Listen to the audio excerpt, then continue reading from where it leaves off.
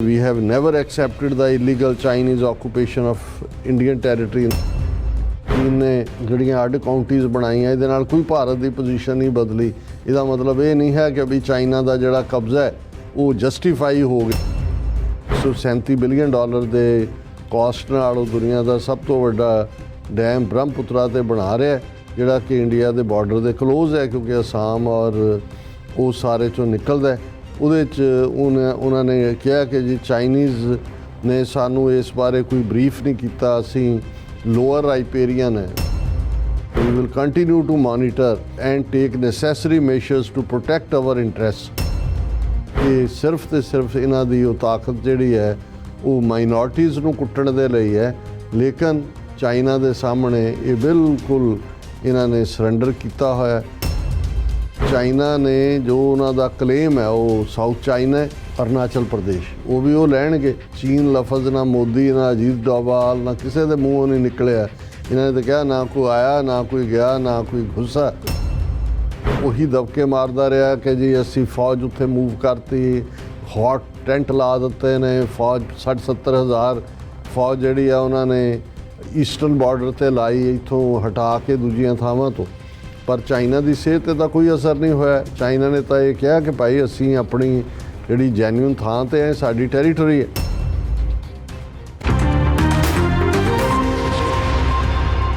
ਵਾਹਿਗੁਰੂ ਜੀ ਕਾ ਖਾਲਸਾ ਵਾਹਿਗੁਰੂ ਜੀ ਕੀ ਫਤਿਹ। ਅਸਲਾਮ ਵਾਲੇਕਮ, ਆਦਾਬ, ਬਰਜ਼ਮਾਨ। ਤੁਹਾਡੀ host Neelam ਕੋਟਨਾ TV ਦੇ ਸਾਰੇ ਦਰਸ਼ਕਾਂ ਤੇ ਸਰੋਤਿਆਂ ਨੂੰ ਜੀ ਆਇਆਂ ਕਹਿੰਦੀ ਹਾਂ ਪ੍ਰੋਗਰਾਮ ਸੱਚੋ ਸੱਚ ਵਿੱਚ, ਜਿਹੜੇ ਇਸ ਪ੍ਰੋਗਰਾਮ ਨਾਲ ਦੇਸ਼ਾਂ ਵਿਦੇਸ਼ਾਂ ਤੋਂ ਜੁੜ ਚੁੱਕੇ ਨੇ।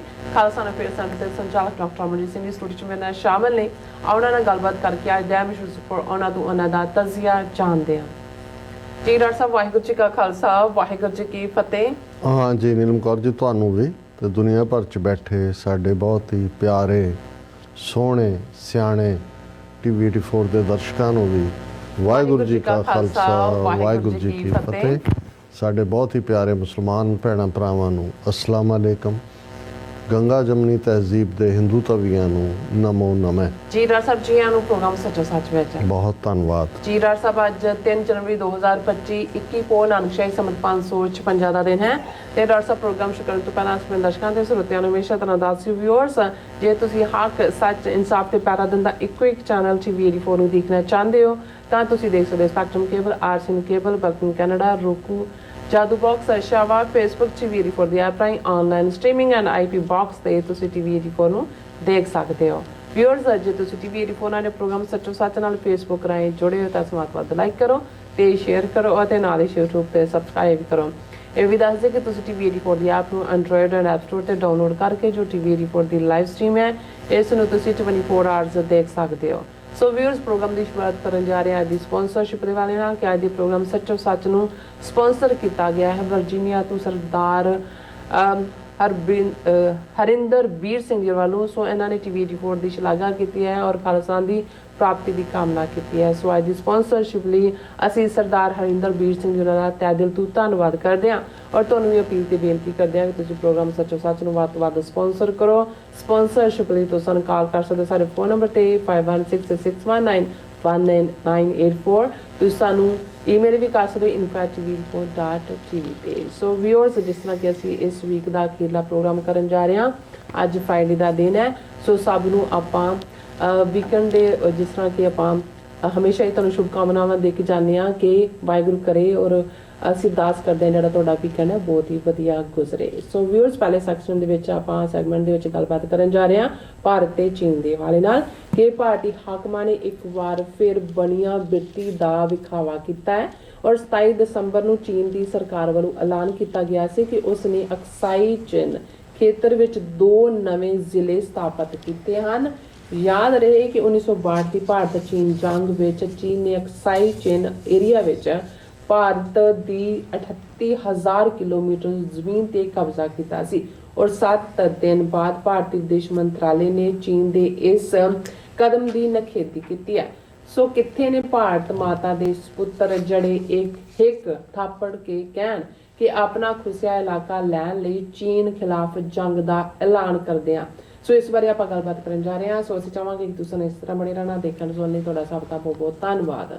ਜੀ ਡਾਕਟਰ ਸਾਹਿਬ ਕੀ ਕਹਿਣਾ ਚਾਹੋਗੇ? ਦੇਖੋ, ਪਹਿਲਾਂ ਤਾਂ ਅਸੀਂ ਮਾਫੀ ਚਾਹੁੰਦੇ ਹਾਂ, ਅੱਜ ਪ੍ਰੋਗਰਾਮ ਪਹਿਲਾਂ ਨਾਲੋਂ ਵੀ ਲੇਟ ਸ਼ੁਰੂ ਹੋਇਆ ਕਿਉਂਕਿ ਟ੍ਰਾਈਕਾਸਟਰ ਜਿਹੜਾ ਸਾਰੀ ਇਸ ਨੂੰ ਹੈਂਡਲ ਕਰਦਾ ਹੈ ਟੈਲੀਕਾਸਟਿੰਗ ਨੂੰ, ਉਸ ਦੇ ਵਿੱਚ ਕੋਈ ਡਿਫੈਕਟ ਸੀ ਜਿਹਨੂੰ ਵਕਤ ਲੱਗਾ ਜਿਹੜਾ ਠੀਕ ਕਰਦੇ। ਸਪਾਂਸਰਸ਼ਿਪ ਵੀਰ ਹਰਿੰਦਰਬੀਰ ਸਿੰਘ ਵੜੈਚ ਵਰਜੀਨੀਆ ਤੋਂ। ਜਿਵੇਂ ਮੈਂ ਕੱਲ੍ਹ ਜ਼ਿਕਰ ਕੀਤਾ ਸੀ ਕਿ engineering college Guru Nanak engineering college Ludhiana ਦੇ ਸਟੂਡੈਂਟਸ ਦੀ ਬਹੁਤ ਵੱਡੀ ਦੇਣ ਰਹੀ ਹੈ। ਜਦੋਂ ਮੂਵਮੈਂਟ ਚੱਲ ਰਹੀ ਸੀ, ਬਹੁਤ ਵੱਡੇ ਪੈਮਾਨੇ ਦੇ ਉੱਤੇ GNE ਜਿਹਨੂੰ ਇਨ ਬਰੀਫ ਕਿਹਾ ਜਾਂਦਾ, ਉਹਨਾਂ ਦੀ ਇਨਵੋਲਵਮੈਂਟ ਸੀ। ਔਰ ਜਿਹੜੇ ਉਹਨਾਂ 'ਚੋਂ ਨਿਕਲ ਕੇ ਔਰ ਬਾਹਰ ਆ ਕੇ ਵੀ ਸੈਟਲ ਹੋਏ, ਉਹਨਾਂ 'ਚ ਇੱਕ ਖਾਸ ਵਰਗ ਜਿਹੜਾ ਉਹਨੇ ਆਪਣੀ ਮੁਹੱਬਤ ਕੌਜ਼ ਨਾਲ, ਖਾਲਿਸਤਾਨ ਦੇ ਸੰਘਰਸ਼ ਨਾਲ ਬਣਾਈ ਰੱਖੀ ਹੈ। ਹਰਿੰਦਰਬੀਰ ਸਿੰਘ ਵੜੈਚ ਵੀ ਗੁਰੂ ਨਾਨਕ ਇੰਜੀਨੀਅਰਿੰਗ ਕਾਲਜ ਦੇ ਗ੍ਰੈਜੂਏਟ ਨੇ। ਇੱਥੇ ਬਹੁਤ ਚੰਗਾ ਜੌਬ ਹੈ, ਕਾਊਂਟੀ ਜੌਬ ਉਹਨਾਂ ਦੇ ਕੋਲ, ਇੰਜੀਨੀਅਰਿੰਗ ਆਪਣੇ ਫੀਲਡ ਦਾ, ਨਾਲ ਦੀ ਨਾਲ ਕਾਰੋਬਾਰੀ ਵੀ ਨੇ। ਔਰ ਖਾਲਿਸਤਾਨ ਪ੍ਰਤੀ ਸਮੁੱਚਾ ਹੀ ਪਰਿਵਾਰ ਜਿਹੜਾ ਹੈ ਉਹ ਡੈਡੀਕੇਟਡ ਹੈ। ਸੋ ਸਾਡੇ ਨਾਲ ਇਹਨਾਂ ਦਾ ਸੰਬੰਧ ਵੀ, ਜਦੋਂ ਅਸੀਂ ਵਾਸ਼ਿੰਗਟਨ DC ਦੇ ਵਿੱਚ 1994 'ਚ ਖਾਲਿਸਤਾਨ ਅਫੇਅਰ ਸੈਂਟਰ ਸਥਾਪਿਤ ਕੀਤਾ, ਆਲਮੋਸਟ ਉਸੇ ਸਮੇਂ ਤੋਂ ਹੀ ਹੈ। TV 84 ਦੇ ਖੈਰ ਖੁਆਹ ਨੇ। ਹੁਣ ਦੇ ਫੰਡ ਰੇਜ਼ਿੰਗ ਦੇ ਵਿੱਚ ਵੀ ਜਿਹੜਾ ਉਹਨਾਂ ਨੇ ਅੱਗੇ ਹੋ ਕੇ ਜਿਹੜੀ ਟੀਮ ਨੇ ਐਗਰੈਸਿਵਲੀ ਕੰਮ ਕੀਤਾ ਹੈ, ਉਹਨਾਂ 'ਚ ਹਰਿੰਦਰਬੀਰ ਸਿੰਘ ਵੜੈਚ ਨੇ। ਇਹਨਾਂ ਦੇ ਬਜ਼ੁਰਗ ਵੀ ਬਹੁਤ ਸੁਲਝੇ ਹੋਏ, ਰਿਟਾਇਰਡ ਹੈਡਮਾਸਟਰ, ਗੁਰਬਾਣੀ ਦੇ ਗਿਆਤਾ, ਪਿਆਰ ਕਰਨ ਵਾਲੇ, ਔਰ ਵਡੇਰੀ ਉਮਰ ਹੈ ਭਾਵੇਂ, ਲੇਕਿਨ ਲਗਾਤਾਰਤਾ ਨਾਲ ਕਈ ਘੰਟੇ ਜਿਹੜਾ ਹੈ ਗੁਰੂ ਗ੍ਰੰਥ ਸਾਹਿਬ ਦਾ ਸਹਿਜ ਪਾਠ ਕਰਦੇ ਨੇ। ਔਰ ਜਦੋਂ ਵੀ ਬਜ਼ੁਰਗਾਂ ਨਾਲ ਮਿਲਣ ਦਾ ਸਬੱਬ ਹੋਏ, ਉਹਨਾਂ ਤੋਂ ਕੋਈ ਨਾ ਕੋਈ ਗੁਰਬਾਣੀ ਦਾ ਗੋਝ ਭੇਤ ਵਿਚਾਰ ਚਰਚਾ ਦੇ ਵਿੱਚ ਸੁਣਨ ਨੂੰ ਮਿਲਦਾ ਹੈ, ਕਿਉਂਕਿ ਉਹ ਪੂਰੀ ਤਰ੍ਹਾਂ ਬਾਣੀ ਦੇ ਵਿੱਚ ਇਮਰਸ ਨੇ। ਸੋ ਅਸੀਂ ਵੀਰ ਹਰਿੰਦਰਬੀਰ ਸਿੰਘ ਵੜੈਚ ਸਮੁੱਚੇ ਪਰਿਵਾਰ ਦਾ ਸ਼ੁਕਰੀਆ ਅਦਾ ਕਰਦੇ ਹਾਂ। ਗੱਲ ਭਾਵੇਂ ਕਈ ਅਖਾਣ ਉਹੀ ਬਾਰ-ਬਾਰ ਦੁਹਰਾਏ ਜਾਂਦੇ ਨੇ, ਕਿਉਂਕਿ ਜੋ ਗੱਲ ਅਖਾਣ ਕਹਿੰਦਾ ਹੈ ਜਾਂ ਕਹਾਵਤ ਦੇ ਰਾਹੀਂ ਸਾਹਮਣੇ ਆਉਂਦੀ ਹੈ, ਕਈ ਵਾਰ ਤੁਸੀਂ ਇੱਕ ਪੂਰੀ ਕਿਤਾਬ ਲਿਖੋ ਤੇ ਉਹ ਵੀ ਸਾਹਮਣੇ ਨਹੀਂ ਹੁੰਦੀ। ਹੁਣ ਜੇ ਤੁਸੀਂ ਭਾਰਤੀ ਹਾਕਮਾਂ ਦਾ, ਖਾਸ ਤੌਰ 'ਤੇ ਨਰਿੰਦਰ ਮੋਦੀ ਔਰ ਇਹ ਕੰਪਨੀ ਜਿਹੜੀ 2010 ਤੋਂ ਪਾਵਰ ਦੇ ਵਿੱਚ ਨੇ, ਇਹਨਾਂ ਦਾ ਤੁਸੀਂ ਵਰਤਾਰਾ ਦੇਖੋ ਤੇ ਫਿਰ ਇਹ ਸਮਝ ਆਉਂਦੀ ਹੈ ਕਿ ਬੜਕ ਮਾਰਨਾ ਕਿਹਨੂੰ ਕਹਿੰਦੇ ਨੇ, ਕਦੋਂ ਇਹ ਜਿਹੜੇ ਸਾਨ ਬਣ ਜਾਂਦੇ ਨੇ ਤੇ ਕਦੋਂ ਗਊ ਦੇ ਜਾਏ ਬਣ ਜਾਂਦੇ ਨੇ। ਔਰ ਖਾਸ ਤੌਰ 'ਤੇ ਜਿਹੜਾ ਕਮਜ਼ੋਰ ਹੈ, ਜੇ ਵਿੱਚ ਭਾਰਤ ਦੇ ਨਕਸ਼ੇ 'ਚ ਘੱਟ ਗਿਣਤੀਆਂ ਜਿਨ੍ਹਾਂ ਦੇ ਕੋਲ ਪਾਵਰ ਨਹੀਂ ਹੈ, ਜਿਨ੍ਹਾਂ ਦੀ ਸੁਣਵਾਈ ਅਦਾਲਤਾਂ 'ਚ ਨਹੀਂ ਹੈ, ਜਿਨ੍ਹਾਂ ਕੋਲ ਮੀਡੀਆ 'ਚ ਸਿਰਜਣ ਦਾ ਨੈਰੇਟਿਵ ਨਹੀਂ ਹੈ, ਉਸ ਨੂੰ ਕਿਵੇਂ ਆਪਣੀ ਪ੍ਰਾਚੀਨ ਸੱਭਿਅਤਾ, ਵੀਰ ਭਾਰਤ, ਆਰੀਆ ਭਾਰਤ ਔਰ ਦੂਸਰੇ ਦੇ ਨਾਂ ਥੱਲੇ ਲਗਾਤਾਰਤਾ ਦੇ ਨਾਲ ਜਿਹੜਾ ਉਹਨਾਂ ਦੇ ਉੱਤੇ ਜ਼ੁਲਮ ਕਰ ਰਹੇ ਨੇ, ਉਹ ਸਿੱਖ ਹੋਣ, ਮੁਸਲਮਾਨ ਹੋਣ, ਈਸਾਈ ਹੋਣ, ਦਲਿਤ ਹੋਣ, ਔਰ ਈਵਨ ਆਪਣੇ ਰਾਜਸੀ ਵਿਰੋਧੀਆਂ ਦੇ ਖਿਲਾਫ ਵੀ ਕਿਸ ਕਿਸਮ ਦੀ ਬਿਆਨਬਾਜ਼ੀ, ਕਿਸ ਕਿਸਮ ਦੀ ਨਫ਼ਰਤ, ਕਿਸ ਕਿਸਮ ਦੀ ਜਿਹੜੀ ਹੈ ਇਹਨਾਂ ਦੀ ਸਾਰੀ ਜਿਹੜੀ ਹੈ ਉਹ ਕਾਰਵਾਈਆਂ ਉਹ ਸਾਹਮਣੇ ਨੇ। ਇਸੇ ਤਰ੍ਹਾਂ ਜੇ ਛੋਟਾ ਨੇਬਰ ਹੈ ਭਾਰਤ ਤੋਂ 6ਵਾਂ ਹਿੱਸਾ ਔਰ ਪਾਕਿਸਤਾਨ, ਇਹਨਾਂ ਦਾ ਤੁਸੀਂ ਧਮਕੀ ਭਰਿਆ ਅੰਦਾਜ਼ ਦੇਖੋ। ਮੁਸਲਮਾਨਾਂ ਪ੍ਰਤੀ ਤਾਂ ਜੋ ਇਹ ਕਹਿੰਦੇ ਹੀ ਨੇ, ਲੇਕਿਨ ਪਾਕਿਸਤਾਨ ਨੂੰ, ਹਾਲਾਂਕਿ ਪਾਕਿਸਤਾਨ ਕੋਈ ਛੋਟੀ ਹੈ, ਬੇਸ਼ੱਕ ਇਲਾਕਾ ਵਾਈਜ਼ ਜਾਂ population wise Bharat 1 billion 400 million ਹੈ, ਪਾਕਿਸਤਾਨ 22 ਕਰੋੜ ਹੈ ਔਰ ਏਰੀਆ ਵੀ, ਲੇਕਿਨ ਨਿਊਕਲੀਅਰ ਪਾਵਰ ਹੈ। ਪਰ ਭਾਰਤ ਦੀ ਬਹੁਗਿਣਤੀ ਹਿੰਦੂਆਂ ਨੂੰ ਖੁਸ਼ ਕਰਨ ਦੇ ਲਈ ਟਾਈਮ ਟੂ ਟਾਈਮ ਪਾਕਿਸਤਾਨ ਦੇ ਖਿਲਾਫ ਜ਼ਹਿਰ ਤਾਂ ਉਗਲਦੇ ਹੀ ਨੇ, ਪਰ ਜਿਵੇਂ ਸੋ ਕਾਲਡ ਅਖੌਤੀ ਸਰਜੀਕਲ ਸਟ੍ਰਾਈਕ ਜੇ ਅਸੀਂ ਦੇਖੀਏ ਕਿ ਕਿਵੇਂ ਇਹਨਾਂ ਨੇ 2019 ਦੀਆਂ ਇਲੈਕਸ਼ਨਾਂ ਜਿੱਤਣ ਦੇ ਲਈ ਕਿਵੇਂ ਜਿਹੜਾ ਕਸ਼ਮੀਰ ਦੇ ਵਿੱਚ ਬੰਬ ਧਮਾਕਾ, CRPF ਦੇ ਕਿੰਨੇ 38-40 ਜਵਾਨ ਮਾਰੇ ਗਏ, ਪੁਲਵਾਮਾ ਦਾ ਡਰਾਮਾ ਕੀਤਾ। ਫਿਰ ਉਸ ਦੀ ਆੜ ਦੇ ਵਿੱਚ ਬਾਲਾਕੋਟ ਸਟ੍ਰਾਈਕ ਦੀ ਜਿਹੜੀ ਹੈ ਉਹ ਪੂਰੀ ਉਸ ਕਹਾਣੀ ਨੂੰ ਦੁਹਰਾਇਆ ਕਿ ਜੀ ਅਸੀਂ ਕਿਵੇਂ ਘੁਸ ਕੇ ਮਾਰਾ, ਔਰ ਉਸ ਨੂੰ ਬਹੁਤ ਵੱਡੀ ਕਾਮਯਾਬੀ ਦੱਸ ਕੇ ਫਿਰ ਭਾਰਤ ਦੇ ਲੋਕਾਂ ਨੂੰ ਉੱਲੂ ਬਣਾਇਆ ਕਿ ਜੀ ਅਸੀਂ ਇਹ ਬਿਲਕੁਲ ਬਰਦਾਸ਼ਤ ਨਹੀਂ ਕਰਾਂਗੇ, ਭਾਰਤ ਦੇ ਅੰਦਰ ਦਹਿਸ਼ਤਗਰਦੀ। ਔਰ ਦੂਸਰਾ ਹੁਣ ਉਹੀ ਮਜ਼ਲੂਮ ਕਸ਼ਮੀਰੀ ਜੰਮੂ ਕਸ਼ਮੀਰ ਦੇ ਲੋਕ ਜਿਨ੍ਹਾਂ ਨੂੰ ਇਹਨਾਂ ਨੇ ਵੈਸੇ ਤਾਂ 47 ਤੋਂ ਬਾਅਦ ਹੀ ਜ਼ਬਰ ਦੀ ਚੱਕੀ ਚੱਲਦੀ ਰਹੀ, ਪਰ ਮੋਦੀ ਰਜੀਮ ਔਰ ख़ास ਤੌਰ 'ਤੇ ਕਿਉਂਕਿ RSS ਨੇ ਕਦੇ ਵੀ ਆਪਣੇ ਜਿਹੜੇ ਇਹਨਾਂ ਦੇ ਮੈਮੋਰੈਂਡਮ ਵੀ ਰਹੇ ਨਹਿਰੂ ਦੇ ਜ਼ਮਾਨੇ 'ਚ, ਬਾਅਦ ਜਦੋਂ ਭਾਰਤੀ ਜਨਸੰਘ ਬਣੀ ਫਿਰ ਇਹਨਾਂ ਦੇ ਜਿਹੜਾ ਇਲੈਕਸ਼ਨ ਮੌਕੇ ਜਾਂ ਦੂਸਰੇ ਜਿਹੜਾ ਇਹ ਆਪਣਾ ਏਜੰਡਾ ਐਲਾਨਦੇ ਨੇ ਉਹਦੇ 'ਚ ਹਮੇਸ਼ਾ ਇਹਨਾਂ ਦਾ ਸੀ ਕਿ ਜੀ ਅਸੀਂ ਆਰਟੀਕਲ 370 ख़त्म कर देना है, नहरू की कमज़ोरी और फलाना।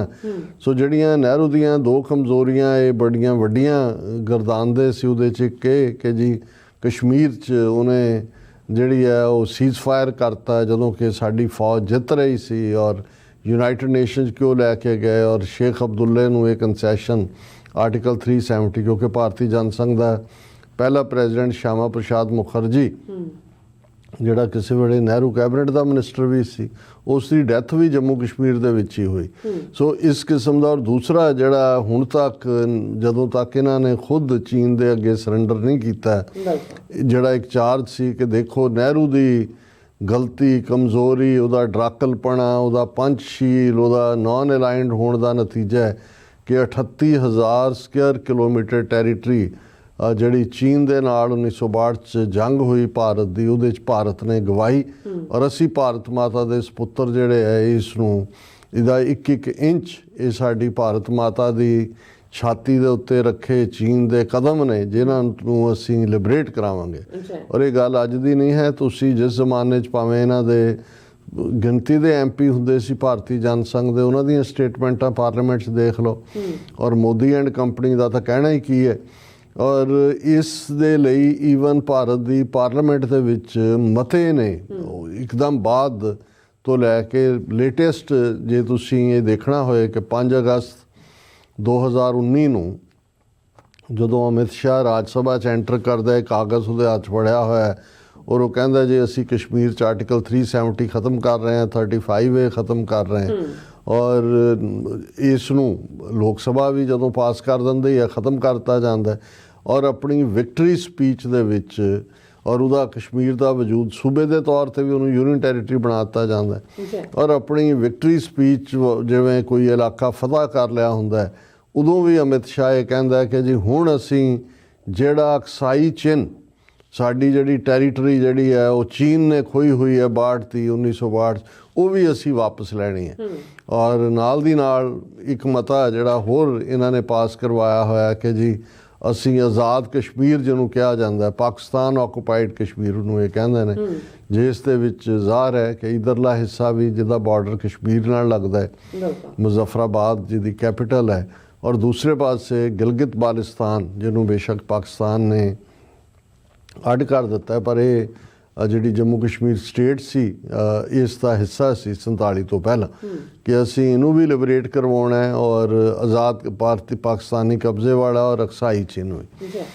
ਹੁਣ ਇਹ ਜਿਹੜਾ 5 ਅਗਸਤ 2019 ਨੂੰ ਭਾਰਤ ਨੇ ਕਾਰਵਾਈ ਕੀਤੀ ਅਸਲ 'ਚ ਵਾਇਲੇਸ਼ਨ ਸੀ UN ਚਾਰਟਰ ਦੀ ਵੀ ਕਿਉਂਕਿ UN ਸਿਕਿਉਰਿਟੀ ਕੌਂਸਲ ਨੇ ਤਾਂ ਇਸ ਨੂੰ ਡਿਸਪਿਊਟਡ ਏਰੀਆ ਐਲਾਨਿਆ ਹੋਇਆ ਔਰ ਉਸ ਦੇ ਲਈ ਰਾਏ ਸ਼ੁਮਾਰੀ ਪਲੈਬਿਸਾਈਟ ਇਸ ਦਾ ਐਲਾਨ ਕੀਤਾ ਹੋਇਆ। ਹੁਣ ਕਿਉਂਕਿ ਜਿਹੜਾ ਚੀਨ ਹੈ 62 ਦੀ ਜੰਗ ਤੋਂ ਪਹਿਲਾਂ ਤੋਂ ਹੀ ਚੀਨ ਦਾ ਕਲੇਮ ਜਿਹੜਾ ਹੈ ਉਹ ਚਾਵਨ ਲਾਈ ਔਰ ਜਦੋਂ ਗੱਲਬਾਤ ਵੀ ਭਾਰਤ ਦੇ ਫੋਰਨ ਮਿਨਿਸਟਰ ਕ੍ਰਿਸ਼ਨਾ ਮੈਨਨ ਦੇ ਨਾਲ ਜਾਂ ਨਹਿਰੂ ਦੇ ਨਾਲ ਹੁੰਦੀ ਰਹੀ, ਉਹਨਾਂ ਦਾ ਇਹ ਕਹਿਣਾ ਸੀ ਕਿ ਭਾਈ ਇਹ ਜਿਹੜਾ ਅੰਗਰੇਜ਼ਾਂ ਨੇ ਜਿਸ ਟੈਰੀਟਰੀ ਨੂੰ ਜ਼ਬਰਦਸਤੀ ਚੀਨ ਤੋਂ ਲਿਆ ਹੋਇਆ ਜਿਹੜਾ ਮੈਕਮੋਨ ਲਾਈਨ ਦੇ ਥੱਲੇ, ਅਸੀਂ ਜਿਹੜਾ ਮੈਕਮੋਨ ਬਾਰਡਰ ਹੈ ਮੈਕਮੋਨ ਲਾਈਨ ਉਹਨੂੰ ਅਸੀਂ ਨਹੀਂ ਮੰਨਦੇ। ਅਸੀਂ ਤਾਂ ਅੰਗਰੇਜ਼ਾਂ ਦੇ ਸਾਹਮਣੇ ਵੀ ਤਸੱਵਰ ਨਹੀਂ ਸੀ ਕੀਤਾ ਪਰ ਕਿਉਂਕਿ ਜਿਹੜੀ 19th-20th ਸੈਂਚੁਰੀ ਦੀ ਬਿਗਨਿੰਗ ਸੀ ਜਿਸ ਨੂੰ ਚੀਨ ਦੇ ਵਾਲੇ ਜਿਹੜੇ ਨੇ ਸੈਂਚੁਰੀ ਆਫ ਸ਼ੇਮ ਕਹਿੰਦੇ ਨੇ ਕਿ ਸਾਨੂੰ ਸਬਡਿਊ ਕੀਤਾ ਗਿਆ, ਅਸੀਂ ਉਦੋਂ ਵੀ ਨਹੀਂ ਸੀ ਮੰਨੀ। ਇਸ ਲਈ ਸਾਡੇ ਨਾਲ ਸੈਟਲ ਕਰੋ ਲੱਦਾਖ ਦੇ ਉੱਤੇ ਵੀ ਔਰ ਅਕਸਾਈ ਚਿੰਨ੍ਹ ਵੀ ਔਰ ਈਵਨ ਜਿਸ ਨੂੰ ਸਾਊਥ ਤਿੱਬਤ ਕਹਿੰਦੇ ਨੇ ਭਾਰਤ ਨੇ ਅਰੁਣਾਚਲ ਪ੍ਰਦੇਸ਼ ਕਿਹਾ ਹੋਇਆ।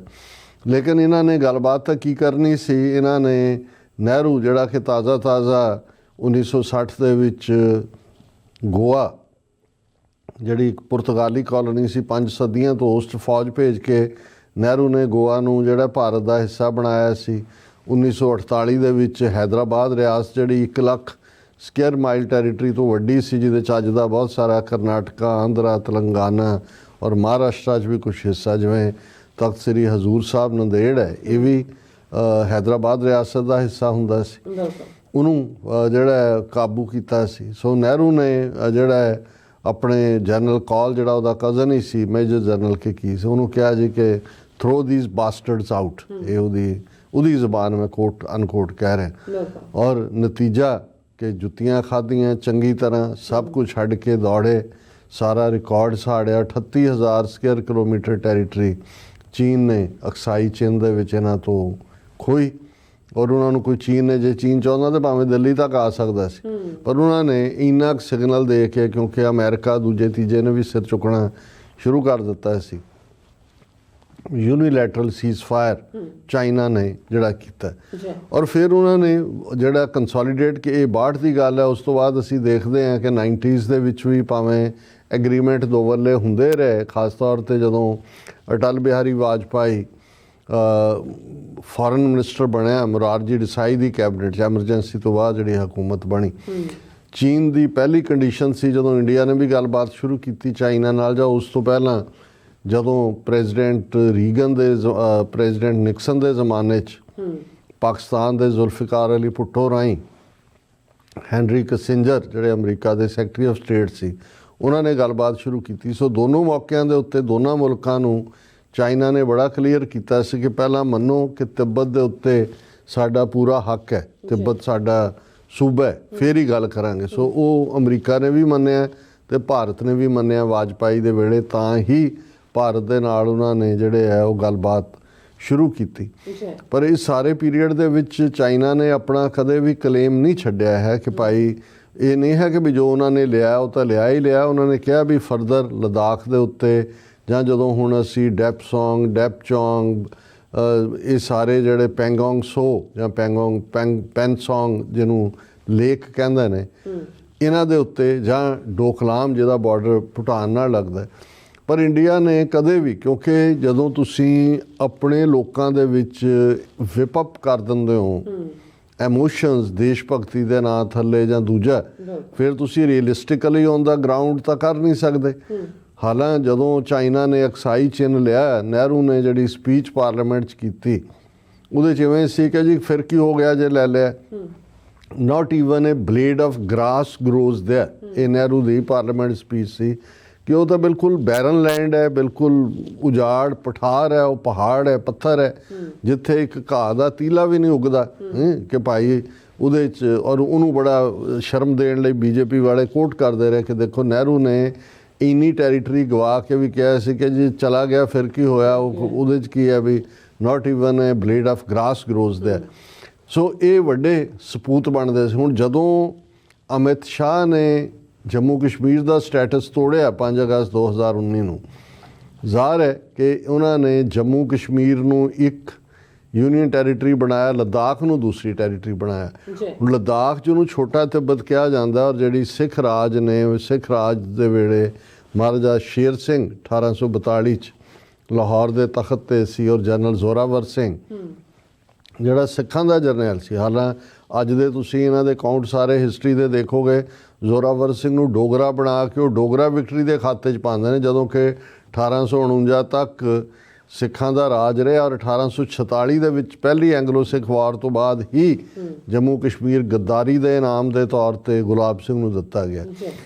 ਲੇਕਿਨ ਚੀਨ ਨੇ ਜਿਹੜਾ ਉਹ ਲੱਦਾਖ ਦੇ ਉੱਤੇ ਆਪਣਾ ਕਦੇ ਕਲੇਮ ਨਹੀਂ ਛੱਡਿਆ। ਇਵੇਂ ਹੀ ਉਹਨਾਂ ਦੇ ਦੂਸਰੇ ਕਲੇਮ ਨੇ, ਕਿਉਂਕਿ ਉਹ ਮੈਕਮੋਹਨ ਲਾਲ ਨੂੰ ਨਹੀਂ ਮੰਨਦੇ।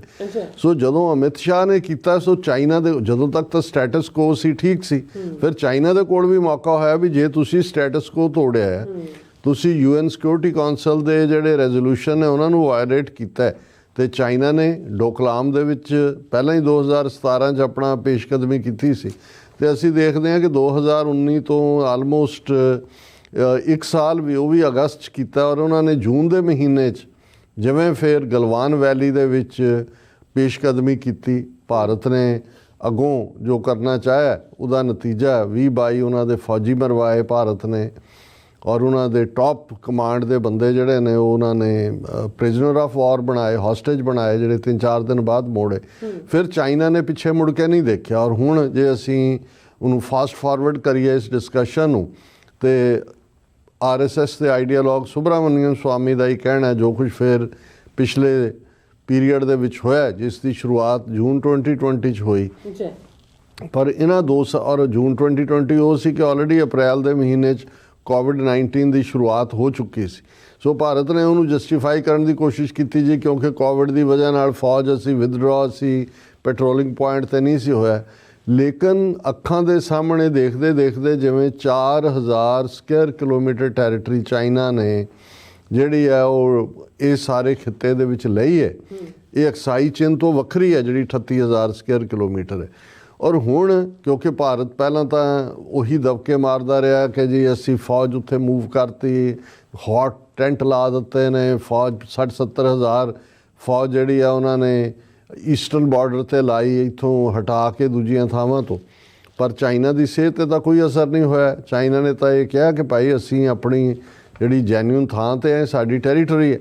ਫਿਰ ਇਹਨਾਂ ਨੇ ਰਸ਼ੀਆ ਦੇ ਪੈਰ ਫੜੇ, ਅਮਰੀਕਾ ਨਾਲ ਪਹਿਲਾਂ ਮਿਲ ਕੇ ਧੌਂਸ ਦੇਣ ਦੀ ਕੋਸ਼ਿਸ਼ ਕੀਤੀ। ਉਹ ਚਾਈਨਾ ਨੇ ਹਰ ਇੱਕ ਦਾ ਜਵਾਬ, ਜਿਵੇਂ ਮੈਂ ਅੱਗੇ ਵੀ ਕਿਹਾ ਸੀ ਵੀ ਚਾਈਨੀਜ਼ ਅਮਰੀਕਨਾਂ ਵਾਂਗ ਬਹੁਤ ਜ਼ਿਆਦਾ ਬੜਕ ਨਹੀਂ ਮਾਰਦੇ ਜਾਂ ਧਮਕੀ ਨਹੀਂ ਦਿੰਦੇ। ਅਮਰੀਕਨ ਸਟਾਈਲ ਤਾਂ ਪੰਜਾਬੀ ਸਟਾਈਲ ਹੈ ਨਾ, ਵੀ ਸਿੱਧਾ ਵੀ ਤੁਹਾਨੂੰ ਹੁਣ ਦੱਸਦੇ ਆ ਤੁਹਾਨੂੰ। ਚਾਈਨੀਜ਼ ਔਰ ਇਸੇ ਤਰ੍ਹਾਂ ਬ੍ਰਿਟਿਸ਼ਰਜ਼ ਵੀ ਜ਼ਬਾਨੀ ਕਲਾਮੀ ਬੜਕ ਨਹੀਂ ਮਾਰਦੇ, ਜਿਹਨੂੰ ਅੰਡਰ ਸਟੇਟਮੈਂਟ ਕਹਿੰਦੇ ਨੇ। ਬ੍ਰਿਟਿਸ਼ ਚਾਈਨਾ ਦੇ ਤਾਂ ਬਿਲਕੁਲ ਹੀ ਉਹ ਸਟੇਟਮੈਂਟ ਦਿੰਦੇ ਹੀ ਨਹੀਂ, ਉਹ ਐਕਟ ਕਰਦੇ ਨੇ ਔਰ ਉਸ ਐਕਟ 'ਚੋਂ ਹੀ ਉਹਨਾਂ ਦਾ ਜਵਾਬ ਹੁੰਦਾ। ਹੁਣ ਇਹਨਾਂ ਨੇ ਇਹ 4000 ਸਕੁਅਰ ਕਿਲੋਮੀਟਰ ਟੈਰੀਟਰੀ ਗਵਾਈ, ਰਸ਼ੀਆ ਦੀ ਸ਼ਰਨ ਲਈ, ਫਿਰ ਕਰਾ ਕੇ ਅਜੇ ਅਸੀਂ ਦੇਖਦੇ ਹਾਂ ਕਿ ਵੀ 18 ਦਸੰਬਰ ਨੂੰ ਅਜੀਤ ਡੋਵਾਲ ਵਾਪਸ ਮੁੜਦਾ ਹੈ ਚੀਨ ਤੋਂ ਔਰ ਉਹਦਾ ਸਮਝੌਤਾ ਹੈ ਔਰ ਫੋਰਨ ਮਿਨਿਸਟਰ ਵੈਂਗ ਯੀ ਦੇ ਨਾਲ ਮਿਲ ਕੇ ਔਰ ਪਾਰਲੀਮੈਂਟ 'ਚ ਵੀ ਹੁੰਦਾ ਕਿ ਜੀ ਡੀ-ਐਸਕੇਲੇਸ਼ਨ ਹੋ ਰਹੀ ਹੈ, ਇੰਨੇ ਪੁਆਇੰਟਾਂ 'ਤੇ ਹੋ ਰਹੀ। ਹਾਲਾਂ ਨਾ ਪਾਰਲੀਮੈਂਟ 'ਚ ਐਸ ਜੈਸ਼ੰਕਰ ਨੂੰ ਕੋਈ ਸਵਾਲ ਪੁੱਛਣ ਦਿੱਤਾ ਗਿਆ ਸਪੀਕਰ ਵੱਲੋਂ, ਨਾ ਕੋਈ ਰਿਟਨ ਸਟੇਟਮੈਂਟ ਆਈ। ਔਰ ਅਸੀਂ ਇਹੀ ਕਿਹਾ ਸੀ ਵੀ ਇਹਨਾਂ ਨੇ ਪਹਿਲਾਂ ਰੂਸਮ ਸ਼ਰਣਮ ਗੱਛਾਮੀ ਕੀਤਾ, ਹੁਣ ਚੀਨਮ ਸ਼ਰਣਮ ਗੱਛਾਮੀ ਕੀਤਾ, ਕੋਈ ਸਟੇਟਸ ਦੇ ਵਿੱਚ ਤਬਦੀਲੀ ਨਹੀਂ ਹੋਈ। ਔਰ ਇਹ ਅਜੇ 18 ਦਸੰਬਰ ਨੂੰ ਵਾਪਸ ਮੁੜਿਆ ਤੇ 27 ਦਸੰਬਰ ਨੂੰ ਇਹ ਖਬਰ ਚਾਈਨਾ ਦਾ ਜਿਹੜਾ ਮੇਨ ਉਹਨਾਂ ਦੀ ਗਵਰਨਮੈਂਟ ਜਿਹੜੀ ਆਫੀਸ਼ੀਅਲ ਨਿਊਜ਼ ਏਜੰਸੀ ਹੈ, ਉਹਨਾਂ ਨੇ ਖਬਰ ਲਾਈ ਵੀ ਚਾਈਨਾ ਨੇ 2 ਨਵੀਆਂ ਕਾਉਂਟੀਜ਼ ਜ਼ਿਲ੍ਹੇ ਨੂੰ ਕਹਿੰਦੇ ਨੇ, ਉਹ ਉਹਨਾਂ ਨੇ ਜਿਹੜਾ ਉਜਗਰ ਜਿਹੜਾ ਜਾਂ ਸਿੰਗਕਿਆਂਗ ਜਿਹੜਾ ਪ੍ਰੋਵਿੰਸ ਹੈ ਉਹਨਾਂ ਦਾ ਜਿਹੜਾ ਝਗੜੇ ਵਾਲਾ ਹੈ ਜਿੱਥੇ ਮੁਸਲਮਾਨ ਪਾਪੂਲੇਸ਼ਨ ਹੈ, ਉਹਨਾਂ ਨੇ 2 ਕਾਉਂਟੀਜ਼ ਜਿਹੜਾ ਇਲਾਕਾ ਚਾਈਨਾ ਨੇ ਖੋਇਆ ਸੀ 62 ਦੇ ਵਿੱਚ, ਉਸ 'ਚ ਉਹਨਾਂ ਨੇ 2 ਕਾਉਂਟੀਜ਼ ਸਥਾਪਿਤ ਕੀਤੀਆਂ ਨੇ, ਇੱਕ ਹੀਨ ਕਾਉਂਟੀ ਤੇ ਇੱਕ ਹੈਕੋਂਗ ਕਾਉਂਟੀ। ਇਹ ਔਰ ਉਹਨਾਂ ਨੇ ਹੋਟਨ ਜਿਹੜਾ ਉਸ ਪ੍ਰੋਵਿੰਸ ਦੇ ਨਾਲ ਸਿੰਗਕਿਆਂਗ ਉਜਗਰ ਆਟੋਨੋਮਸ ਰੀਜਨ ਇਸ ਨੂੰ ਕਿਹਾ ਜਾਂਦਾ ਹੈ, ਉਸ ਦਾ ਉਹਨਾਂ ਨੇ ਹਿੱਸਾ ਬਣਾਇਆ। ਔਰ ਨਾਲ ਦੀ ਨਾਲ ਹੀ ਉਹਨਾਂ ਨੇ ਇੱਕ ਤਾਂ ਇਹ ਕਰਕੇ ਭਾਰਤ ਦੇ ਮੂੰਹ 'ਤੇ ਚਪੇੜ ਮਾਰੀ ਸੀ, ਦੂਸਰਾ ਉਹਨਾਂ ਨੇ ਐਲਾਨ ਕੀਤਾ ਸੀ ਕਿ ਉਹ $137 ਬਿਲੀਅਨ ਦੀ ਕਾਸਟ ਦੇ ਨਾਲ ਦੁਨੀਆ ਦਾ ਸਭ ਤੋਂ ਲੰਬਾ, ਸਭ ਤੋਂ ਵੱਡਾ ਜਿਹੜਾ ਡੈਮ ਹੈ ਉਹ ਬਣਾਉਣ ਜਾ ਰਹੇ ਨੇ ਬ੍ਰਹਮਪੁੱਤਰਾ ਰਿਵਰ ਦੇ ਉੱਤੇ, ਜਿਹੜੀ ਬ੍ਰਹਮਪੁੱਤਰਾ ਅਸਾਮ ਔਰ ਫਿਰ ਬੰਗਲਾਦੇਸ਼ ਵੱਲ ਜਾ ਕੇ ਐਂਟਰ ਕਰਦੀ। ਹੁਣ ਇਹਨਾਂ ਦੋਨਾਂ ਨੂੰ 1 ਹਫ਼ਤਾ ਹੋ ਗਿਆ ਸੀ। ਇੱਕ ਤਾਂ ਤੁਸੀਂ ਇਹ ਦੇਖੋ ਕਿ ਵੀ ਜੇ ਇਹਨਾਂ ਦੀ ਵਾਕਿਆ ਹੀ ਅੰਡਰਸਟੈਂਡਿੰਗ ਹੋ ਗਈ ਜਾਂ ਚੀਨ ਨੂੰ ਲੱਗਾ ਕਿ ਜੀ ਠੀਕ ਹੈ ਹੁਣ ਭਾਰਤ ਨਾਲ ਸੰਬੰਧ ਨਾ ਵਿਗਾੜੀਏ, ਤੇ 18 ਦਸੰਬਰ ਤੋਂ 27 ਤੱਕ ਤਾਂ ਬਿਲਕੁਲ ਅਜੇ 9 ਦਿਨ ਨਹੀਂ ਹੋਏ ਜਦੋਂ ਕਿ ਚੀਨ ਨੇ ਚਪੇੜ ਮਾਰੀ ਕਰਾਰੀ ਉਹਨਾਂ, ਕਿਉਂਕਿ ਇਹ ਚਾਈਨਾ ਦਾ ਸਟਾਈਲ ਹੈ। ਜਦੋਂ ਉਹਨਾਂ ਨੇ ਦੇਖ ਲਿਆ ਕਿ ਵੀ ਹੁਣ ਇਹਨਾਂ ਦੀ ਫੂਕ ਨਿਕਲੀ ਹੋਈ ਹੈ, ਉਹਨਾਂ ਨੇ ਕਿਹਾ ਵੀ ਇਹਨੂੰ ਕੰਸੋਲੀਡੇਟ ਕਰੋ। ਔਰ ਨਾਲ ਦੀ ਨਾਲ ਡੈਮ ਦੇ ਥੱਲੇ ਅਸੀਂ ਇਹ ਕਿਹਾ ਸੀ ਕਿ ਵੀ ਚਾਈਨਾ 2 ਵੱਡੇ ਦਰਿਆ ਜਿਹੜੇ ਤਿੱਬਤ 'ਚੋਂ ਨਿਕਲਦੇ ਨੇ, ਕਿਉਂਕਿ ਤਿੱਬਤ ਆਲਰੇਡੀ ਇੰਡੀਆ ਮੰਨ ਚੁੱਕਾ ਹੈ ਕਿ ਚੀਨ ਦਾ ਹਿੱਸਾ ਹੈ, ਉਹਦੇ 'ਚ ਇੱਕ ਸਤਲੁਜ ਹੈ ਔਰ ਇੱਕ ਇਹ ਬ੍ਰਹਮਪੁੱਤਰਾ ਜਿਨ੍ਹਾਂ ਦਾ ਚਾਈਨੀਜ਼ ਜਿਸ ਰਿਵਰ ਦਾ ਨਾਂ ਡਿਫਰੈਂਟ ਹੈ।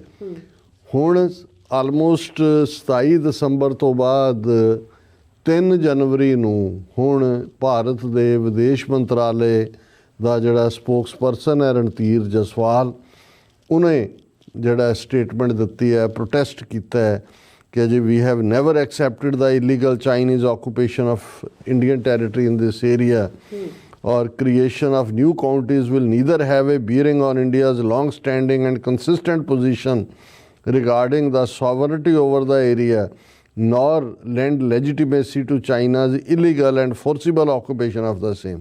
ਕਿ ਜੀ ਅਸੀਂ ਨਹੀਂ ਮੰਨਦੇ ਚੀਨ ਨੇ ਜਿਹੜੀਆਂ ਅੱਡ ਕਾਉਂਟੀਜ਼ ਬਣਾਈਆਂ ਇਹਦੇ ਨਾਲ ਕੋਈ ਭਾਰਤ ਦੀ ਪੋਜੀਸ਼ਨ ਨਹੀਂ ਬਦਲੀ। ਇਹਦਾ ਮਤਲਬ ਇਹ ਨਹੀਂ ਹੈ ਕਿ ਵੀ ਚਾਈਨਾ ਦਾ ਜਿਹੜਾ ਕਬਜ਼ਾ ਹੈ ਉਹ ਜਸਟੀਫਾਈ ਹੋ ਗਿਆ ਜੇ। ਇਹ ਉਹਨਾਂ ਨੇ ਜਿਹੜਾ ਇੱਕ ਹਫ਼ਤੇ ਬਾਅਦ ਇੰਨਾ ਕੁ ਹੌਸਲਾ ਕੱਢਿਆ ਜ਼ਬਾਨੀ ਕਲਾਮੀ ਕਿ ਭਾਈ ਇਹ, ਤੇ ਦੂਸਰਾ ਡੈਮ ਦੇ ਹਵਾਲੇ ਨਾਲ ਵੀ ਉਹਨਾਂ ਨੇ ਇਸ ਦੇ ਉੱਤੇ ਕਿਹਾ ਕਿ ਜੀ ਜਿਹੜਾ ਚਾਈਨੀਜ਼ ਦੀ ਨਿਊਜ਼ ਏਜੰਸੀ ਨੇ ਜਿਹੜੀ ਖਬਰ ਦਿੱਤੀ ਕਿ 137 ਬਿਲੀਅਨ ਡਾਲਰ ਦੇ ਕਾਸਟ ਨਾਲ ਉਹ ਦੁਨੀਆ ਦਾ ਸਭ ਤੋਂ ਵੱਡਾ ਡੈਮ ਬ੍ਰਹਮਪੁੱਤਰਾ 'ਤੇ ਬਣਾ ਰਿਹਾ, ਜਿਹੜਾ ਕਿ ਇੰਡੀਆ ਦੇ ਬਾਰਡਰ ਦੇ ਕਲੋਜ਼ ਹੈ ਕਿਉਂਕਿ ਅਸਾਮ ਔਰ ਉਹ ਸਾਰੇ 'ਚੋਂ ਨਿਕਲਦਾ। ਉਹਦੇ 'ਚ ਉਹਨਾਂ ਨੇ ਕਿਹਾ ਕਿ ਜੀ ਚਾਈਨੀਜ਼ ਨੇ ਸਾਨੂੰ ਇਸ ਬਾਰੇ ਕੋਈ ਬਰੀਫ ਨਹੀਂ ਕੀਤਾ। ਅਸੀਂ ਲੋਅਰ ਰਾਈਪੇਰੀਅਨ ਹੈ, ਅਪਰ ਰਾਈਪੇਰੀਅਨ ਬ੍ਰਹਮਪੁੱਤਰਾ ਦਾ ਤਾਂ ਚਾਈਨਾ ਹੈ, ਲੋਅਰ ਰਾਈਪੇਰੀਅਨ ਹੈ, ਔਰ ਇਹਦੇ ਨਾਲ ਜਿਹੜਾ ਹੈ ਅਪਸਟ੍ਰੀਮ ਏਰੀਆ ਦਾ ਕੋਈ ਵੀ ਜਿਹੜਾ ਹੁੰਦਾ we will continue to monitor ਔਰ and take necessary measures to protect our interest. ਇਹ ਜੈਸਵਾਲ ਕਹਿ ਰਿਹਾ ਇਹਨਾਂ ਦਾ ਫੋਰਨ ਮਿਨਿਸਟਰੀ ਦਾ ਸਪੋਕਸਪਰਸਨ। ਹੁਣ ਇਹ ਤੁਸੀਂ ਦੇਖੋ ਇਹਨਾਂ ਦੀ ਬਹਾਦਰੀ ਹੈ, ਭਾਰਤ ਮਾਂ ਦੇ ਬਹਾਦਰ ਸਪੁੱਤਰ ਜਿਨ੍ਹਾਂ ਨੇ ਕਿਸ ਕਿਸਮ ਦਾ ਇਹ ਜਿਹੜਾ ਹੈ ਉਬਲਦੇ ਉਬਾਲ ਔਰ ਤੱਤੀਆਂ ਚੀਜ਼ਾਂ ਔਰ ਤੱਤੀਆਂ ਗੱਲਾਂ ਔਰ ਪਾਕਿਸਤਾਨ ਨੂੰ ਧਮਕਾਉਣ ਲਈ ਕਿਸ ਹੱਦ ਤੱਕ ਜਾ ਕੇ, ਔਰ ਭਾਰਤ ਇੱਕ ਰੀਜਨਲ ਪਾਵਰ ਹੀ ਨਹੀਂ, ਅਸੀਂ ਵਿਸ਼ਵ ਗੁਰੂ ਬਣ ਗਿਆ। ਵਿਸ਼ਵ ਗੁਰੂ ਦਾ ਹਾਲ ਦੇਖ ਲਓ। ਔਰ ਇਹ ਸਿਰਫ ਤੇ ਸਿਰਫ ਇਹਨਾਂ ਦੀ ਉਹ ਤਾਕਤ ਜਿਹੜੀ ਹੈ ਉਹ ਮਾਈਨੋਰਟੀਜ਼ ਨੂੰ ਕੁੱਟਣ ਦੇ ਲਈ ਹੈ, ਲੇਕਿਨ ਚਾਈਨਾ ਦੇ ਸਾਹਮਣੇ ਇਹ ਬਿਲਕੁਲ ਇਹਨਾਂ ਨੇ ਸਰੈਂਡਰ ਕੀਤਾ ਹੋਇਆ। ਔਰ ਕੋਈ ਹੈਰਾਨੀ ਨਹੀਂ, ਇਹ ਵੀ ਜਿਵੇਂ ਅਸੀਂ ਕਿਹਾ ਵੀ ਚਾਈਨਾ ਦਾ ਇੱਕ ਸਟਾਈਲ ਹੈ। ਆਉਣ ਵਾਲੇ ਪੀਰੀਅਡ ਦੇ ਵਿੱਚ ਅਸੀਂ ਦੇਖਾਂਗੇ ਕਿ ਵੀ ਅੱਜ ਕਿ ਚਾਈਨਾ ਨੇ ਜੋ ਉਹਨਾਂ ਦਾ ਕਲੇਮ ਹੈ ਉਹ ਸਾਊਥ ਚਾਈਨਾ ਹੈ, ਅਰੁਣਾਚਲ ਪ੍ਰਦੇਸ਼ ਉਹ ਵੀ ਉਹ ਲੈਣਗੇ। ਔਰ ਇਹ ਜਿਹੜਾ ਮੋਦੀ ਜਿਹਦੇ ਮੂੰਹ 'ਚੋਂ ਅੱਜ ਤੱਕ ਚੀਨ ਲਫ਼ਜ਼ ਨਾ ਮੋਦੀ ਨਾ ਅਜੀਤ ਡੋਵਾਲ ਨਾ ਕਿਸੇ ਦੇ ਮੂੰਹੋਂ ਨਹੀਂ ਨਿਕਲਿਆ। ਇਹਨਾਂ ਨੇ ਤਾਂ ਕਿਹਾ ਨਾ ਕੋਈ ਆਇਆ ਨਾ ਕੋਈ ਗਿਆ ਨਾ ਕੋਈ ਗੁੱਸਾ।